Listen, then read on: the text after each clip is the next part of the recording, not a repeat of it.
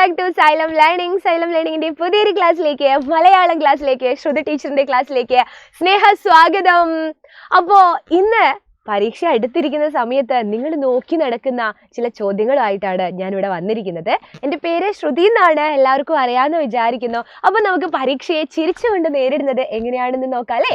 ചിരിച്ചുകൊണ്ട് നേരിടുന്നത് അതിൽ വരുന്ന ചോദ്യങ്ങളും ഒക്കെ നമുക്ക് തറവായിട്ട് കൃത്യമായിട്ട് ആൻസർ ചെയ്യാൻ പറ്റുമ്പോഴാണല്ലോ. അപ്പൊ നമുക്ക് ചിരിച്ചുകൊണ്ട് നേരിടാം. അതിനു മുൻപ് നമ്മുടെ ലൈവ് ക്ലാസ്സുകളൊക്കെ വരുന്നുണ്ട്. Marathon, mega marathon, mini marathon ഒക്കെ ഉണ്ട്. അപ്പോൾ എല്ലാവരും അത് കാണണം കൃത്യമായിട്ട്. വാട്സപ്പ് കമ്മ്യൂണിറ്റി ഗ്രൂപ്പിൽ ജോയിൻ ചെയ്യാത്തവരെ ജോയിൻ ചെയ്യണം കേട്ടോ.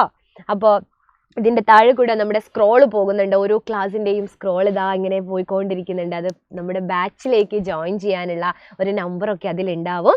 അതെല്ലാവരും എന്ത് ചെയ്യുക, നമ്മുടെ പരീക്ഷ കഴിയാനൊന്നും കാക്കണ്ട. ഈ ഒരു ഓണം ഓഫർ ഉണ്ട്. അപ്പോൾ ഈ ഒരു ഓണം ഓഫറിൽ എല്ലാവരും അത് അടിപൊളിയായിട്ട് ആ ഓണം ഓഫർ സ്വീകരിച്ചുകൊണ്ട് അതിലേക്ക് അങ്ങനെ ജോയിൻ ചെയ്യുക. ഇനിയുള്ള ഭാഗങ്ങൾ, ഇനിയുള്ള പരീക്ഷാ കാലമെങ്കിലും അടിപൊളിയായിട്ട് നേരത്തെ കാലത്തെ റിവിഷൻ ചെയ്ത് നിങ്ങൾക്ക് പഠിക്കാവുന്നതാണ്. അപ്പോൾ ഇന്ന് ടീച്ചർ പറയുന്നത് എല്ലാവർക്കും ആവശ്യമായിട്ടുള്ള പത്രവാർത്ത എങ്ങനെ എഴുതാം എന്നുള്ളതാണ്. പത്രവാർത്ത എഴുതാൻ നിങ്ങൾക്ക് അറിയാമെന്ന് എനിക്കറിയാം. അടിപൊളിയായിട്ട് സത്യസന്ധമായിട്ടായിരിക്കണം നമ്മൾ പത്രവാർത്ത എഴുതേണ്ടത്. അതിന് ആകർഷകമായ ഒരു തലക്കെട്ട് വേണം അല്ലേ? അപ്പോൾ നിങ്ങളോട് ചിലപ്പോൾ ചോദിക്കുക, നിങ്ങൾ സ്കൂളിൽ ഈയിടെ ആയിട്ട് നടന്ന ഏതെങ്കിലും ദിനാചരണങ്ങൾ, ബഷീർ ദിനം, വായനാ ദിനം അല്ലേ, വിദ്യാരംഗം കലാസാഹിത്യവേദിൻ്റെ അങ്ങനെ എന്തെങ്കിലും ദിനാചരണങ്ങളെക്കുറിച്ച് വാർത്തയായിട്ട് നിങ്ങളോടൊരു പത്രവാർത്ത തയ്യാറാക്കാൻ പറഞ്ഞാൽ നിങ്ങൾ എങ്ങനെയായിരിക്കും കൊടുക്കുക എന്നുള്ളതാണ് നോക്കേണ്ടത്. അപ്പോൾ എൻ്റെ മക്കൾക്ക് ഞാൻ ഇന്നൊരു പത്രവാർത്ത എഴുതുന്നത് കാണിച്ചു തരാം. ഇത് നോക്കൂ. ജൂലൈ 5 ബഷീർ ദിനമാണല്ലോ അല്ലേ? നിങ്ങളുടെ സ്കൂളിൽ വളരെ വിപുലമായി ആഘോഷിച്ച ബഷീർ ദിനത്തെ പറ്റി പിറ്റേ ദിവസം പത്രത്തിൽ വന്ന വാർത്ത തയ്യാറാക്കാനാണ് പറയുന്നത്. അപ്പൊ നമ്മൾ വാർത്തയൊന്ന് തയ്യാറാക്കി നോക്കാം അല്ലേ? അപ്പോ ആദ്യം ടീച്ചർ പറഞ്ഞു എന്ത് വേണം, നല്ലൊരു ടൈറ്റിൽ വേണം. ഇതാ ടീച്ചർ കൊടുത്തു, അക്ഷര സുൽത്താന്റെ ഓർമ്മകളിലൂടെ. അക്ഷര സുൽത്താൻ ആരാണ്? ബഷീറാണല്ലേ, വൈക്കം മുഹമ്മദ് ബഷീറാണ് അക്ഷര സുൽത്താൻ. അപ്പൊ അക്ഷര സുൽത്താന്റെ ഓർമ്മകളിലൂടെ നിങ്ങളെ സ്കൂളിൽ എന്താണ് ആ ദിവസം നടന്നത് എന്ന് നിങ്ങൾക്ക് സങ്കല്പിച്ചെഴുതാം. ഒരു മോഡൽ, ഒരു മാതൃക മാത്രം ടീച്ചർ തരാം കേട്ടോ. പത്രവാർത്ത ഒരു ഷുവർ ക്വസ്റ്റ്യൻ ആണ്, മറക്കില്ലേ? അപ്പൊ സ്വന്തം ലേഖകൻ, നിങ്ങൾ തന്നെയാണല്ലോ കാര്യങ്ങൾ കൊടുക്കുന്നത്. അപ്പൊ സ്വന്തം ലേഖകൻ എന്ന് എഴുതി. പിന്നെ ഇതാ ഇവിടെ വളരെ പ്രധാനപ്പെട്ട ഒരു കാര്യം എഴുതേണ്ടത് സ്ഥലമാണ്. അപ്പൊ ഞാൻ എപ്പോഴും എൻ്റെ സ്ഥലം വിട്ടൊരു കളിയില്ല. എൻ്റെ സ്ഥലം കോഴിക്കോട് ജില്ലയിലെ മേപ്പയൂർ എന്ന് പറയുന്ന സ്ഥലത്താണ്, മേപ്പയൂർ. അപ്പൊ ഞാൻ എഴുതുകയാണേ,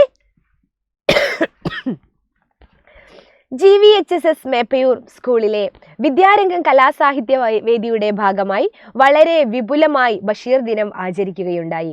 സ്കൂളിലെ മുൻ അധ്യാപകനും ബാലസാഹിത്യകാരനുമായ മനോജ് മണിയൂർ പരിപാടി ഉദ്ഘാടനം ചെയ്തു. ബഷീറിയൻ ശൈലിയെ എന്തുകൊണ്ടാണ് സാധാരണ ജനങ്ങൾ ഏറ്റെടുത്തതെന്ന് ഓരോ കുട്ടിക്കും മനസ്സിലാവും വിധം വളരെ ലളിതമായി അദ്ദേഹം വിശദീകരിക്കുകയുണ്ടായി. പാത്തുമ്മയുടെ ആടും, ആനവാരി രാമൻ നായരും, പൊൻകുരിശ് തോമായും, എട്ടുകാലി മമ്മൂഞ്ഞും, സാറാമ്മയും, കേശവൻ നായരും തുടങ്ങി വിവിധ ബഷീർ കഥാപാത്രങ്ങളുടെ വേഷം ധരിച്ചെത്തിയ കുട്ടികൾ കാഴ്ചക്കാർക്ക് കൗതുകമായി.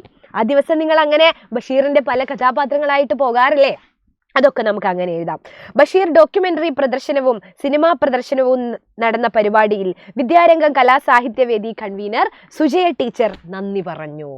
ഇത് ഒരു വാർത്തയാണ്. ഇനിയിപ്പോൾ ഇതിൽ നിങ്ങൾക്ക് ഇനിയും കുറച്ചുകൂടെ കാര്യങ്ങൾ, ഞങ്ങളുടെ സ്കൂള് അടിപൊളി വേറെയും പരിപാടികൾ ഉണ്ടായിരുന്നു എന്നൊക്കെ കൊടുക്കണമെന്നുണ്ടെങ്കിൽ അതൊക്കെ മക്കൾക്ക് ഇതിൽ ആഡ് ചെയ്യാവുന്നതാണ്. അപ്പോൾ ഇതുപോലുള്ള ചോദ്യങ്ങളുമായി ടീച്ചർ ഇനിയും വരാം. ഇപ്പോൾ സ്നേഹത്തോടെ ശ്രുതി ടീച്ചർ വിട പറയുകയാണ്. മറ്റൊരു വീഡിയോയിൽ കാണാം. അതുവരേക്കും ബൈ.